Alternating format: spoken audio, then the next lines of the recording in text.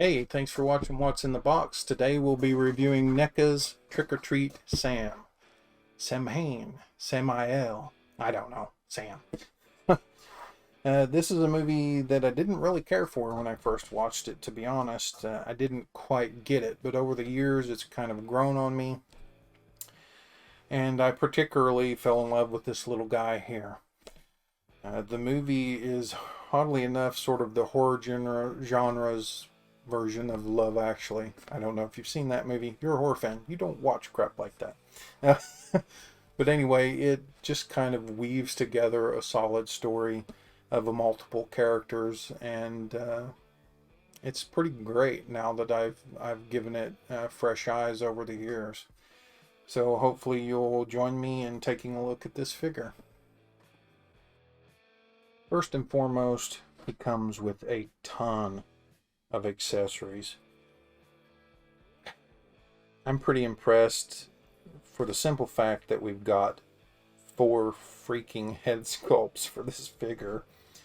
Neca knew that this was probably the only Sam figure that they were going to put out in this scale, and they just knocked out the accessories, just knocked them out of the park.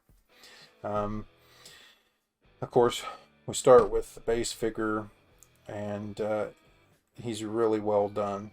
His onesie that he's wearing is a light orange with a brown wash over it. I do believe it's a little darker orange, and I wouldn't have minded seeing that in the paint, but it's not too much of a nitpick. His little yellow patches are there, even the little white onesie toes are there, and even the little butt flap has buttons on it. So yeah, that's horrifyingly cute for this figure. Of course, his hands have the little finger gloves and the head. This is a creepy little head and a creepy little character. I kind of loved it. The sack head is done really well. It's a nice light brown with a really well done wash over the top of that. The eyes are beady and creepy, and you can just make out the thread in his mouth. He comes with a secondary sack head, which is quite cool. This is with the mouth ripped out and a little blood around the collar. And of course the ropes a little more loose here. Why this is cool is there's a head sculpt underneath this. You can actually peer up into this mask and see his jawline. I don't know how much of a head is there, but it's there and it shows, and that's a really nice touch. This one is a completely different sculpt from this one and looks great. Even the material looks distressed, as if it's about to come off of his head, that it's loosened up. So that's really great. You also have an unmasked head with a movable jaw. It's slightly articulated, and this paint job is done great. It has a nice light pumpkin feel to it, again with the brown wash, but the attention to detail is really well done here. You have sort of a dark orangey reddish color around the eyes, and then those beady black eyes. You can even peer up inside here and see rows of tiny teeth. That's all very neat, very impressive. And we're not even stopping there. We have a battle damaged head with this figure, with little pumpkin guts oozing out of the head. Now this is from, I believe, the gunshot the old man gives him towards the end. The jaw is still articulated, and the paint is still really great.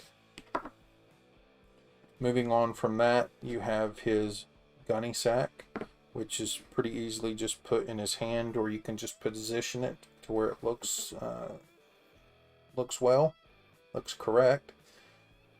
The sack is done well and matches the top of his head, and there's even little bits of blood in the seams, like something is dead in there. I love it. Coming up on the heels of that, is a nice little kind of standard pumpkin. Well done on the paint. The washes are well done. Um, and you can even see that it's hollow inside, and you can look inside of it.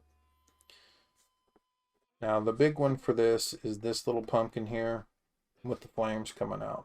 It's great. I love it. I love it because it lights up. Now imagine doing all that in such a small little item. It really makes me wish that the Part 2 Jason figure came with this as well.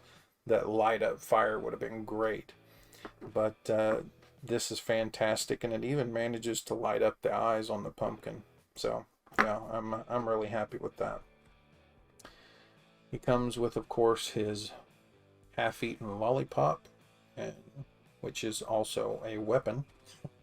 It's a nice clear plastic with painted stripes around the handle. And then, of course, we have his candy bar knife. Who would have thought? But your parents told you that there were always razor blades in candy, didn't they? Who knew? This is one that he uses on the old man, I believe, to cut his ankles and damage him up because he's just not showing the Halloween spirit. And then finally we get this little disgusting hand right here, which is, I believe, removed by shotgun. And it slowly and creepily moves across the floor in the movie. It's a nice little figure. I mean, it packs quite a bit of a punch. 4 heads total, his little gunny sack, a couple pumpkins, and small little accessories. I absolutely love the little light up feature there. So, I mean, Neca knew that this was probably the only figure that they were going to do from the franchise. Well, I can't say franchise since it's only one movie, but I mean, what other character would you do? I mean, maybe the werewolf chicks. But yeah, it's really nice. I have no major complaints about it. Tiny nitpick with the color of the onesie, but that's just preference. It could have been a little bit darker, but overall, really great figure. Nothing to complain about.